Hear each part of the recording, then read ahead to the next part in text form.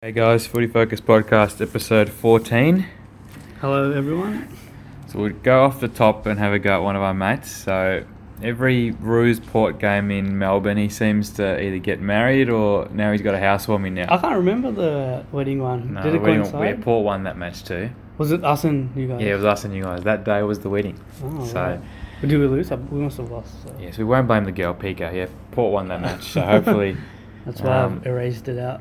yeah, it just doesn't give a shit about football, obviously. But anyway. I'll just text you updates from the game. Oh, you still going? You I've got a bastard. membership. I paid for it, so I don't know. Oh, one less person. TBC, we'll see. Okay. You got any updates with... we'll move on to the Ashes, actually. How about Yeah, that? We'll move on to the no Ashes. updates for chasing a player, but I keep getting missed calls from some private number. So Might be maybe I lucky. should- Maybe It's I lucky. don't know. Answer your phone, Sean. Okay, we'll go on to the Ashes. So the first test wrapped up. It was this morning, wasn't it? Earlier this Yeah, morning. and your prediction was totally wrong. Yeah, I was going to have a go at myself off the bat. So that was horrendous prediction. It actually lasted 5 days. So my predictions only got 15 days left. Do you in pick a 4 winner tests. or not? I said Australia 3-2. I Do you know for this test? No, I didn't pick a winner. I said Australia. Did you? Remember? Okay, so you've won that. So it's 1-0 to you. Because I said that my reasoning was England were just still hungover. Yeah, which is probably But fair enough. the real reason was what you'll go on to him. Yeah, they look tight. So Steve Stiff obviously was the difference. So he's just a class above everyone. Probably worth about 2 plays. He's probably the best batsman since Bradman. 2 tons in his first test in. Whoa, back up. Maybe the best including Bradman. Maybe that's a in question. Australia in cricket. Bradman's the greatest ever, right? Ever? Maybe Oh, Smith's really? the greatest ever. What about Tendulkar and Alistair Cook? Smith's only 32, so he's got Alistair Cook. Yeah, but Jahan Mubarak or... Yeah. No, he's still 30 though, so like it's obviously a question at the end of his career, but Yeah, the way he's hard to get him projecting, out, you can't get him out. Well, he's averaging 63. 49 out of his 119 test innings have been at least 50. He's got 2500s versus 2450, so that's the mark of any great to convert the 50s, and there's a few calls already for him to regain the captaincy in March. You've already Yeah, reckoned I about don't that? know. I don't think that shouldn't happen because it'll just make Australia cricket look weak and... Yeah, because Payne's only probably in the team because he's captain. Like, Carey's probably the best keeper. I don't think it comes down to like just reputation and image more so than making on-field decisions. And he's still setting the field exactly. as a non-captain anyway. Because of the backslash they will get, they're not going to reappoint him, I don't think. And the other one was Matthew Wade. So he was actually a keeper to begin with, and they told him he wasn't going to get a game as a keeper, so he went up the order, batted at 6 for for Victoria, made a lot of runs. They said not good enough, bat higher up the order, so he moved to Tassie. Swing friendly conditions and just batted the house down. So he made 100. So it was a great, effort by him, and it's probably a good lesson to pick players in red hot form. So Wade's the keeper and the captain. No, he's Is not. that right? He's not the keeper. He's just the batsman. Oh, now. who's keeping? Tim Payne. Oh, he's the captain. That's the thing. Right. He's a no-name captain. We don't really recognise Payne. So like we'll talk Why about. isn't Carey playing? He's the next in. So I think as soon as Payne's pretty old. So when Payne retires, Carey will be the next one. Carey was batting really well in the World Cup as well. He could probably play as a specialist batsman too. Yeah. So, so I think any team that, like, if Smith keeps batting the way it is, I think Australia's going to win. Right, keep going. Yeah. So I think both teams are pretty weak in the batting department. So I think there's already been 400s already, which is a bit of a surprise. So I think one of England's batters really got to step up, otherwise they're just going to get probably clean swept maybe. But who was it? Burns, yeah. There was a Burns up there for Australia, wasn't there? So Joe Burns. Joe Burns back at Burns. Yeah. Well, there's a Burns that made 100. So apparently it was like the ugliest 100 ever or something. There was a stat saying in his first innings, he played a lot? No, he played 73 fault strokes, so that's not hitting the middle of like playing a miss until he got dismissed. And then the second innings, it was his 6th bad stroke, which he got out on. So he's pretty lucky. Okay, So that probably backed it up. Yeah, but it was an important 100. It was an important 100. I mean, it didn't mean anything, obviously, in the result, but it's good to see someone else apart from Smith make 100. And look, Australia's still got Stark and Hazelwood in the wings too, so they're pretty top-heavy, and Anderson's got injured too. Yeah, with that, did you think did he bring a niggle into the test match? Yeah, so he didn't. I think it was a strain. He strained it a few weeks ago. Because he didn't play that Scotland He or didn't play the Ireland match, match, yeah. So they brought him back, and they probably should have waited. Look, they've got 5 Test matches. Yeah. They probably could have waited 1 or 2 Test matches because he might be out of the whole Yeah, series ultimately that probably hurt them in the end, huh? Well, they've only got 4 bowlers after that, so I think that might be the difference in the end. You still sticking with Australia to win? I don't know. It'll be a guess. But you'd think that England would respond, I would imagine. Yeah, Maybe when you replace Anderson with an actual bowler and get the 5 bowling bowlers. Jofra Archer's going to play. Exactly, get them in, and that'll make a big difference. And Smith can't make 100 every innings. I mean, he probably can, but he's going to have a quiet test. Isn't he averaging like 100 in the last 10 Ashes or something? Yeah, his lowest score is like crazy. 70 or something, yeah. Yeah, no, they need to like plan for Smith. Like, just dedicate half their homework to him and get him out. Just, if you're not going to get him out, like, make sure he can't get the ball away or something. Yeah. Well, if he has a quiet test, I think they'll win. Yeah, lower the run rate and get the opposition, the other batsman out. And were you watching the Ashes on KO or? It's not on KO. What's the point of KO then? I tried to look for it, and then I had to download the 9 thing. So what's on KO then? I thought it was nothing. cricket. I should probably end my subscription. Just on the couch, really. So just on the One Day World Cup. Yeah, World Cup, and they've got the Sri Lanka matches as well. Oh yeah. Watch a little bit of the Bangladesh. Well, you'd rather watch the Ashes, for sure. Yeah, like we're not doing like we were in the middle order for one of the. Are we? Yeah. Oh, Did I not send you that? Huh?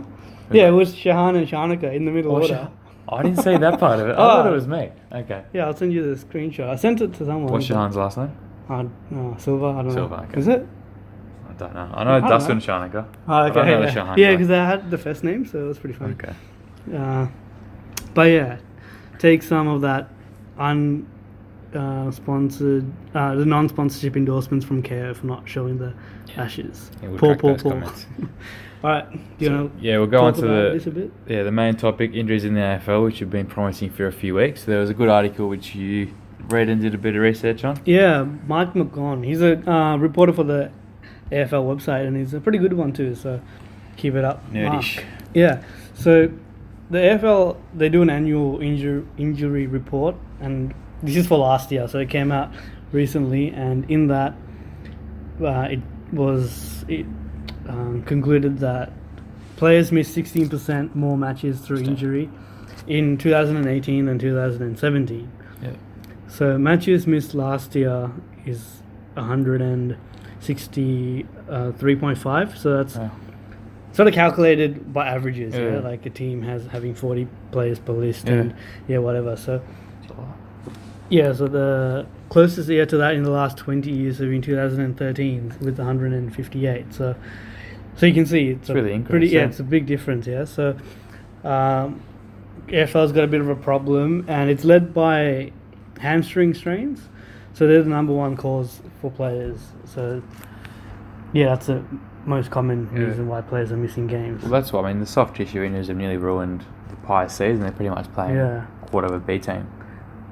Yeah, remember a few years ago how Essendon had all these soft tissue injuries? And I think it was when Matthew Knight might have coached him. Yeah, I think that was maybe one of the reasons why he was and that's let go. Yeah, and then that was because of the because if it happens a lot on a list, then there's something, it's not just chance, it's something to do with their conditioning and training. Pre-season training, so when they do too much weights and the weights are too heavy more than...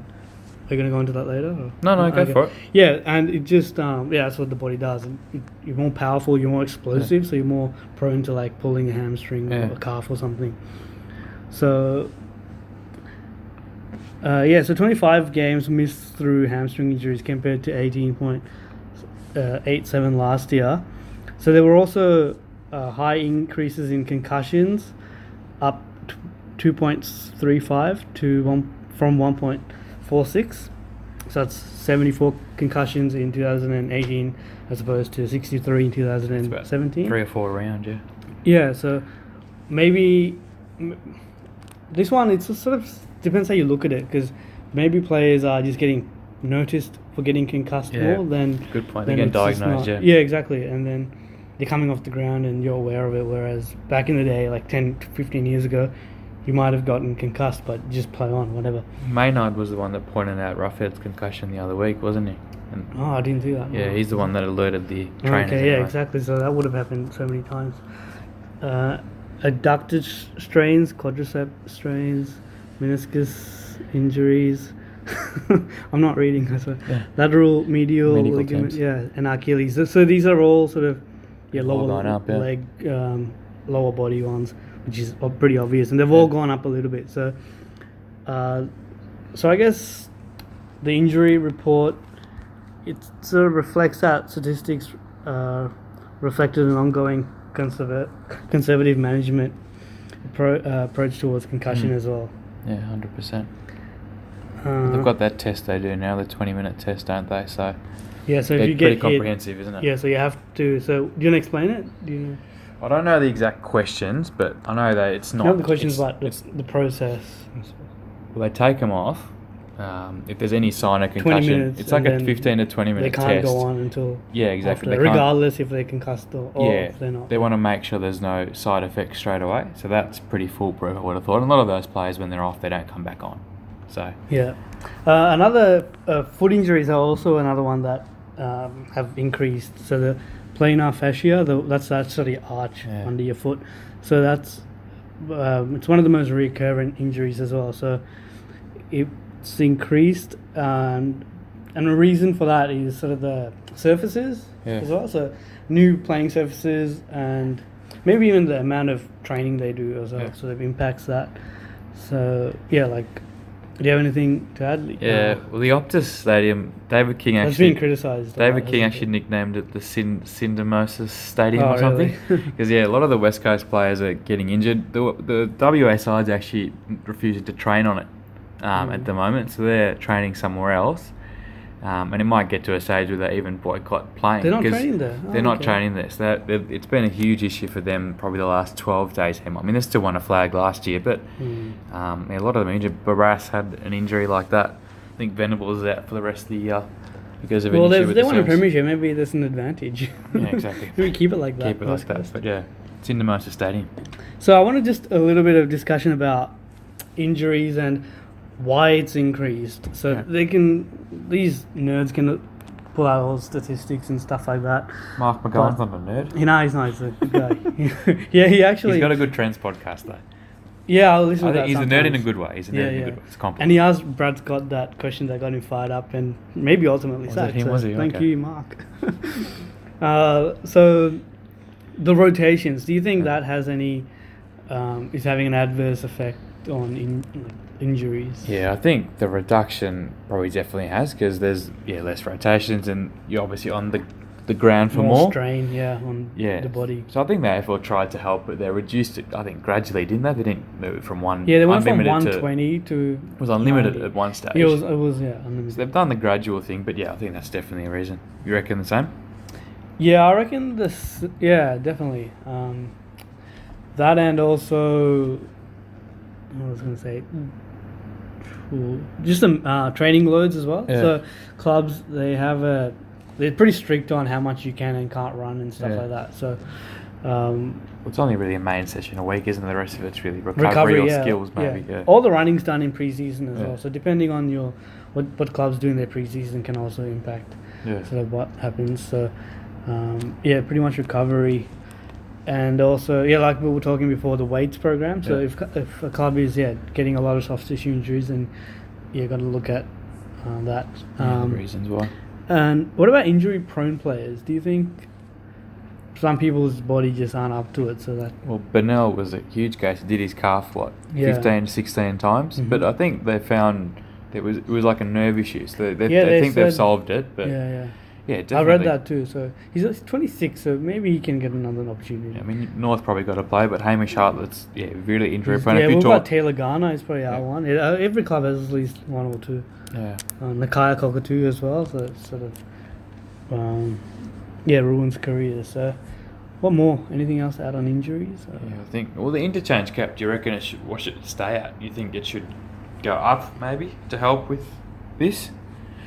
What's it 90 now? Maybe go up to 100, 120? No, they don't want to take. They want to bring it down, if anything. Yeah. So do you think it should go down next season or stay the same? Maybe just until keep it the same. Yeah, and maybe getting because we need to solve problems. We need a solution to solve many problems. If we can, that'll be the best thing. Yeah, so the congestion and stuff. So more pace to the game. Yeah. Yeah, maybe more pace and take 2 players off the ground and put them on the bench. So maybe then they can get a bit more rest. So you have 6 players resting instead of 4. So maybe that can help. Yeah. But maybe something's got to be done because the AFL needs their star players to play. Yeah. Yeah, especially coming up to finals. I mean, you already got every want your team has Buddy a few Franklins players and Danihers and not to be injured every second week. So 100%. So the AFL, they want to make the game attractive and reduce injuries. Well, that's what we as fans want as Exactly, well. Going to the something we are grateful for segment. So you got a sponsor? Unofficial sponsor is Sugar Frill Cakes. So where is Do you know this where that's from? You should know. No idea. You should know. I should know. Yeah, anyone. Okay. So, Battaramulla in Sri Lanka. Yeah. Good pub accent. Thank you. Yeah. Speaking of pubs, but it was ask your wife. She'll know what it is. Because I was gonna shout out some of the cage crew. What is it? Girls. Okay, I'll ask this one. Honourable mention to the 4-finger. Oh yeah, what's that? That's one. Yeah, so this is separately. I've been listening to this podcast called 4-Finger Discount.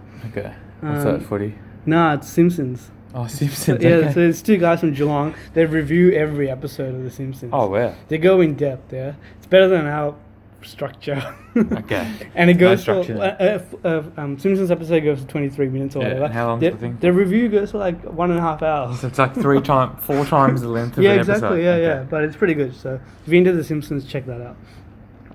But what are you grateful for? Yeah, so Nat Fyfe and Isaac Heeney. So them playing forward on the weekend, I think Fyfe outplayed Dangerfield's probably best on. Heeney probably could have won the game himself. So some of those, I'm not sure if we saw those overhead marks that Fyfe took. I saw a couple of the highlights, I think probably only him out of any midfielder in the comp could have taken those. He was in a pack when he took them. Just back, probably me back was in that. Was Fyfe playing more forward, more forward? Yeah, it was probably 70-30 I would have thought forward. And then Heeney, he took a few just really clean grabs. So we did something final this year because he's had a pretty... Well, maybe he's found his role. Maybe that's the... It's always been his role. He can't play midfield. Well, maybe Franklin going out's probably helped him there because he's probably the most dangerous forward for Swan. So hopefully that continues anyway. Yeah, because Blakey's still young and Sam Reid's... Yeah, Sam Reid coming towards the end, but that was a good one. So about you, Sean, what are you grateful for? They're both pretty similar. So Heeney and they're similar types. Like when they go forward, like good overhead. I think Fyfe's a better overhead mark, but Heeney's pretty good in that too. I'm grateful for... I don't know if you saw Luke Dunstan getting pinned for throwing the ball. So he was in the St Kilda Adelaide game. So what happened? Adelaide gave away a free kick, and Luke Dunstan picked up the ball and heard the whistle. Took a couple of steps, and advantage was paid. But then he realised there wasn't an advantage, so he just threw the ball back to his teammate. And the umpire who signalled play on, signalled a throw and penalised Luke Dunstan. So you're grateful for the interpretation? Umpire, because I reckon this is a rule that the AFL needs to get right over the preseason because there's so much confusion. Umpires, they play advantage. Sometimes there's no advantage, and other times they bring it back even though the player has taken advantage. So something's got to be done to simplify this rule so it's even. But the umpire did the right thing here. So Dunstan, maybe in the future, just hand pass the ball back. Yeah, exactly. But apparently the Crows player went back and took his kick, but he didn't kick it far enough that Dunstan backed and took the mark. Yeah. Oh, God. Okay. All right. Let's quickly review a couple of the games. You went to this one, didn't you? Yeah, I'll be quick. So, Kangaroos and Hawthorn. I went to this. So this was Rhyce Shaw's first game as the coach. Official coach. So it was not the best game in terms of skill and enjoyment. It was pretty frustrating as a North End Hawthorn supporter for them as well. But there was a lot of unforced errors. I understand the pressure's high and you turn the ball over, but several stages players under no pressure just backed off the mark, would kick it and it'd get smothered or there'll be just a turnover. And it was just one of those games. But the first quarter didn't look too good. Kangaroos, maybe it's because of their travels, because we went to Brisbane and West Coast in a row. So we started off a bit slow, but eventually got into it. Brown was really dangerous up forward. He could have kicked 6, I think, but he missed. He's having a pretty inaccurate year by his standards. So, but he kicked 4-3, I think. Yeah. And Goldstein was pretty good, I thought. Higgins was probably best on ground, but from the back line, Williams and Pittard were pretty good. They gave that run, especially Williams with his pace. So he's having a good year. Yeah. So they were both sort of steak knives, sort of, and Williams was just thrown. So the steak knives in the Polak deal. How was Polak? Polak was good as well. He wasn't as damaging. I think his last year at the Port was probably more damaging. Yeah. This year he's been good, but hasn't been excellent. Pass mark though. Yeah, he's definitely a pass mark. But I want another type, Williams or Pittard type in the draft this year, just to give that sort of Sard or McKenna like drive through the middle. But otherwise, North Melbourne just too good in the midfield. Warple was good, so he's having a really good second year. He's a steal. What is it? Big 45 or something? Yeah, something like that. His knock on him is his disposal, so he could clean that up a bit. Yeah. Otherwise, he knows how to find the footy and around great goal. He's good. His ceiling's probably not as high as those top end picks. I know the top 4 of that draft haven't done too much today. Yeah. Rayner being the best today, but he hasn't done much either. But yeah. And a quick just acknowledgement of Grant Birchall, who did his hammy. So he hit a good goal as well. So sad to see his career come to... It's probably the end now, isn't it? Probably the end, but I think people just... he'll go underrated now that his career ended like this. Because he was an important part of the premiership era, yeah? He's won 4, isn't he? He was one of the 4, yeah. So he's that dashing half back with good skills. Oh, great ball use, yeah. Mm-hmm. And then, so do you reckon, while we're on North, so they had their 150th celebration. So Kerry was obviously number 1. Yeah. Do you reckon you would have made any changes to that top 10? But Boomer was a bit high. He was 4, wasn't he? Yeah, Boomer was 4 or something. He had a blight. So, it's hard to comment on anything that happened pre-2000 probably. But I thought Anthony Stevens, from what I remember, I don't remember him being a superstar or anything. I thought he was a good player, butchered it a bit. He got a lot of the ball, but similar to that Adam Simpson sort of type. So, but he was 9 or something. So I thought, and I know a couple of Cable, I think, or Cable, I don't think he made it. So apparently he's Cracker. Really good. Yeah, Cracker didn't make it. So maybe they do it again. I reckon one guy that might be able to knock off Anthony Stevens will be Cameron Zerha. So keep an eye out. It's maybe next century. In 100 years. All right, so did you actually were able to sit down and watch the Port Dons game? Yeah, I watched this in full. One of the first games I watched in full, actually live. But you should have gone to it. Yeah. Oh, now we're going to have to. Now I'm going to miss out because of bloody PK's house for me. So the win was kick-started by Robbie Gray. So he kicked 2 first quarter goals, which has probably been the weakness of his career. The set shot goal kicking. And had this unbelievable goal assist to Cam Sutcliffe as well. I saw that. That was amazing. That was their best. Well, he trapped the ball the handball of the... Yeah, easily. Well, he trapped the ball as well and just fed it off so slick, right at the right time. Darcy Byrne-Jones, I think he's finally getting the recognition he deserves. I thought he was best on ground in the first half. He's got a great little sidestep, which maybe he's the most improved player in the comp, actually. He's probably in the conversation. Yeah, he probably goes underrated or unheralded just because you guys are in South Australia. Is he in Melbourne? Is he from Melbourne? He's from Melbourne. Is he contracted? I don't know. Well, you better be. I should check this. Dan Houston and Carl Amon continued career best years. Dan Houston was probably best on ground overall. And my boy Rosie could have kicked 6. Had 2 great roving goals. Yeah, I saw them. They were amazing. One of them was he picked it up off his feet. He's just clean, isn't he? Well, Dwayne Russell compared him to Gary Ablett Senior. That's a bit much. Which I thought was too much. But and then Xavier Dersma too, none of our first year players. His goal celebrations probably overshadowing the unbelievable debut year he is having. Love Kenny's reaction in the box. Said, "Good boy." He's easily. Did Eddie Maguire didn't mind his... No, he said go for it, boy. No, he loved it. Yeah, just no war dances. Just the arrows. You can shoot an arrow into the crowd, but... Well, I think it helped we were up. I think if we were down, maybe he would have said something. But Eddie Maguire's very encouraging. Okay. And I think it's like any Port game. I think when we're clean of the opposition and we win, 76 disposal efficiency compared to 62, and Kicked 14 goals, 2 behinds from set shots. So last week he put the heat on this guy called Todd Marshall yes. to come in and perform. Yes, did he deliver? He 100% delivered. Best game for the club, so he should He play. only kicked 3 goals though. 3 goals, but he brought the ball to the ground though, which has been one of his weaknesses. So that's He's not what strong allowed enough in the contest. Rosies and your Robbie Grays to get into it. And he must play for the rest of the year, so hopefully the selection committee has. And you got to keep Saad and McKenna accountable. So bring it to ground makes guys like Saad and McKenna get into the game. Exactly. Yeah. Well, that's where they launched most of their 450 thrusts, and Saad was quietened by Robbie Gray. McKenna, you didn't really see him too much. Yeah. Dixon was pretty rusty, but he didn't get outmarked, so he should stay in the team as well. Ladhams again justified the Lysette dropping, which was a surprise to me.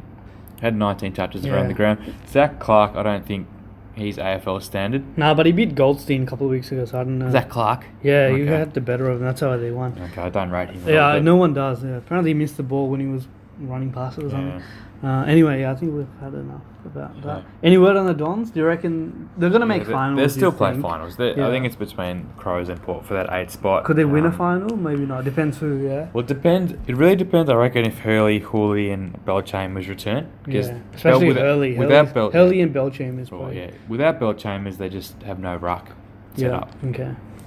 Let's go on the spot questions. So you got a sponsor here. Sponsored by... Very familiar. I googled one of the people's names that we know. So, Dinelli Outdoor Sectional Sofa Patio Furniture Wicker. You won't hear this, but Conversation Sofa. This is Espresso Brown Rattan Sofa. This is a long sofa. G7 Red can be purchased from Amazon for $700.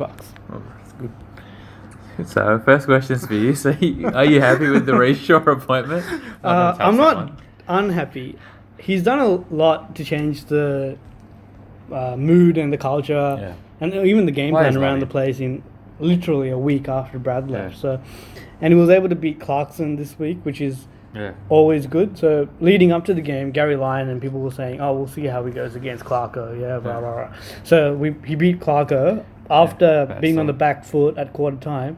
Haven't heard a thing about. Well, maybe I haven't tuned in, but the media sort of quietened down on the exhaustive process and all that. So, but if we had have lost, then I'm sure Damo and Caroline Wilson would have dug their heels. So it just shows the media is a bit two-faced. But no, I'm happy with him. So give him... He just gets the opportunity to examine the list now and play who he wants to play. And just a different perspective. Yeah, exactly. So that was the advantage of not going through and interviewing everyone. So. So the Cats, they decided to... They played in Sydney a couple of weeks ago, and then they flew from Sydney to Perth, and they stayed a week in Perth. The whole week. A bit fishing. Apparently they do that here as well. So so they had some mini boys or mini footy trip. So do you reckon it's fair to criticize them for their loss? It's the thing about the media I don't like. If they won, no one would have said a word. They probably would have complimented the players for being there the whole week. It's a blow-up. I think it does not affect the way they play. They're just in bad form. I think exactly. That's probably the thing. I agree, It's just something for the media to write about, isn't it? Yeah. They're just in a rut at the moment, so hopefully they can work their way out of it. But, it's good. I think we said, back when they were 11-1, we actually said we didn't tip them for the flag. So we're probably right at this stage. Anyway. I'll ask you... go. I'll ask you about Sam Reid. So that free kick versus the Giants, was that? Should that have been a free? This was maybe 30 seconds to go. The ball came in. Sam Reid... got the ball. He marked it, but then Stein's hand came and then sort of dragged it down. It's a free kick, to Sam Reid. But umpires are too scared. Too scared to pay it, right? Yeah. Well, it would have decided the game. You would have thought he'd kick it 20 metres in front. So, but I think the issue with that, it might have top 4 ramifications because Giants could make top 4 as a result. Out, so that's probably the... I'm happy about that. So. Okay. If it was the other way around. Yes for you. But, So your boy Caracella moved from Richmond to the Dons. I don't know when it's happening, though. Next year. Okay. They've announced it. So, a bit interesting because he's the only assistant that's been announced as moving, but he's probably the he's the orchestrator of... Geelong's ball movement and Richmond's ball movement in the 11 flag and the 17 flag. He's been around success, really good. Essendon haven't won a final since 2004. So, yeah, it's probably a key move there. Yeah, so give it 12 months. We'll see if that... Yeah, if he's actually the brains behind Richmond's rise and not Dimmer, I mean. I'll ask you about Elliot Yeo. Where do you rank him in the comp? Very broad question. Top 10, top 20? In the Eagles midfield, would you have Shuey or Yeo above? I'd have Yeo for the first three quarters and Shuey for the last quarter. Because Shuey's a last quarter specialist. Right. So I'd probably Yeo. Right, okay. Yeah, I'd have him top 10 probably. Yeah. I still think Shuey is probably the more consistent better finals player. Yeah. If he's not diving or bending his knees for getting don't free remind kicks. me. Yeah. I want a final that But yeah, Yo's a freak. He won the best and fairest in the premiership here, which is probably the best achievement. Best achievement. Better than a Brownlow. Yeah, probably. Yeah, and he's just very lanky. Yeah, he's like sort of similar to Fyfe, as in he covers a lot of the ground and hard at it. He's got a bit of class. Well, imagine him in the Brisbane midfield, because he was obviously from Brisbane originally. Yeah, he was probably the best player they lost. Yeah. All the other players they lost haven't been as good. Yeah. I think Pollock was the next best. Yeah. So, quick discussion on the Eagles midfield. Yeah. Is their midfield better than the Richmond midfield? I think I'll say it's a little bit. That's a bit deeper. Yeah. That's deep. I mean, West Coast play their forward line, like Cameron, Rioli and Ryan, they don't really rotate through the midfield. Yeah, so it's a bit different that way. But I think every player in that West Coast midfield depth is better than average. Where Richmond have a few question marks, I would have thought. Yeah. Like after Cochin's been injured. Cochin, Martin. Prestia and Martin, they're probably leading that. Yeah. Lambert's pretty good, underrated. But when Hutchins comes back to West Coast, I think he's back already. That's the thing. They've got the tagger in there as well. Yeah, Richmond exactly. Don't really have that tagger. That should... Yeah, West Coast, for mine at the moment, premiership Favourites. Yeah. Okay. I've got to ask you a question. Will the Crows play finals? Biased. They play West Coast this year in Perth. You guys play Sydney in Adelaide. It honestly depends on if Port can win the matches we should. So if we win this week, if we beat Roos at Marvel, we beat Freo, if we win 2 of those 3, we'll play finals. But again, it probably depends on Port, to be honest. I think you'll do it. I think Port will sneak in. Adelaide will miss out. At the end of this round, it's more likely you guys will be in the top 8. We've got to beat Sydney, and we haven't beaten the teams. And I think Sydney will win at least one game out of their 3. Yeah. So I can't remember who they play for the last 2, but they could win this week. But if all things go the way it's planned, you guys will just get in. Yeah. Probably finish 8. Because you'll probably beat Freo, even though some funny things happen in round 23. Yeah. Funny things happen to us, so we've got to do our job anyway.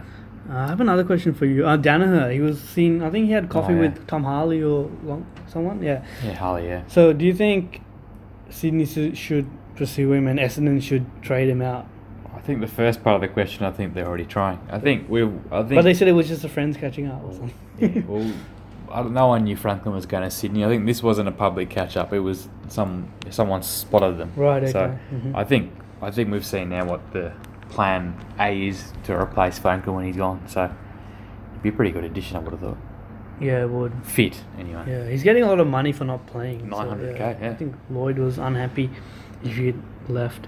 Yeah. But he is the key, though. So if he can get fit, guys like Mitch Brown, McKernan, they sort of play around him. Whereas now I think it's sort of like a makeshift forward line. I was actually thinking about this in the forward line the other day, and it's sort of like a discard forward line. Like, no one wants this player sort of thing. Play him forward, Yeah, exactly. Except for Ratio. Like, think about it. It's a stringer. No one wanted him. Bulldogs didn't want him. Tip and Woody, no one drafted him. Mitch Brown, Geelong didn't want him. On the page when they got suspended. Yeah, McKernan also, same thing. So therefore, they've done really well, Essendon, to get something out of this. Forward line no one wanted. So, Daniher, they could potentially trade him, I reckon. Yeah. We'll see how we go with that one.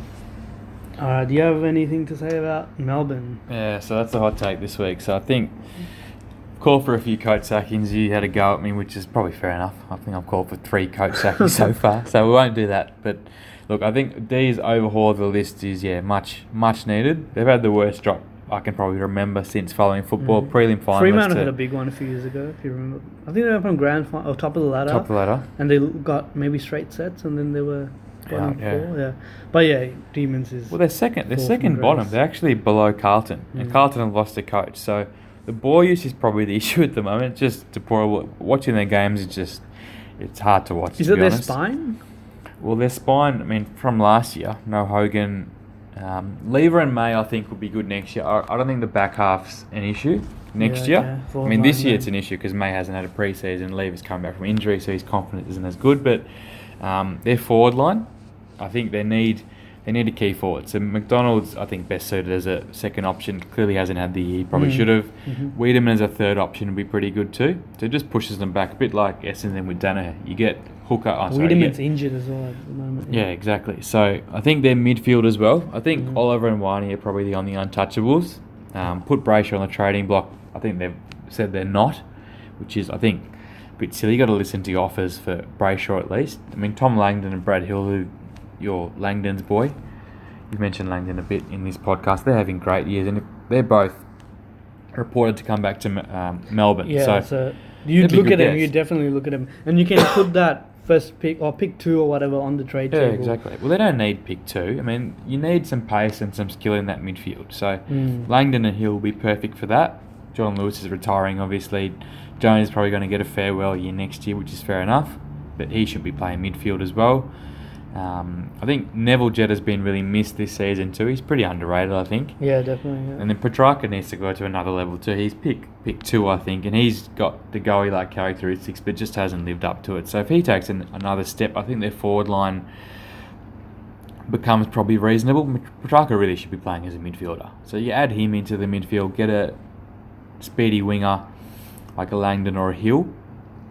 You got Harms as the tagger as well. So I don't think they're... Fritsch is playing good. Yeah, Fritsch has really stepped up this year. And Petty's not bad either, who's playing that fill-in, makeshift, full forward. And they've got Burgess replacing Dave Misson, and Burgess is probably the best fitness coach probably in the last 10 years. He's coming, he's playing. He's got it appointed next year. So. Oh, right, okay. And Simon Goodman, he's probably on the hottest coaching seat come next season. So if they get off to a bad start... Yeah, because they've got the talent there. They made a prelim last year, so it's time to deliver. Yeah, so... Deliver. Yeah, good thank point. You. Yeah, it's good. So we'll see. I think you think they'll make finals next season? Yeah, they should. Yeah, they're gonna have that. They're gonna play Gold Coast twice. Yeah. They're gonna get the bottom 4 draw, aren't they? St Kilda twice, and so. No excuses. Exactly. All right, it's been a long episode, so. Yeah. Anything from next week's episode?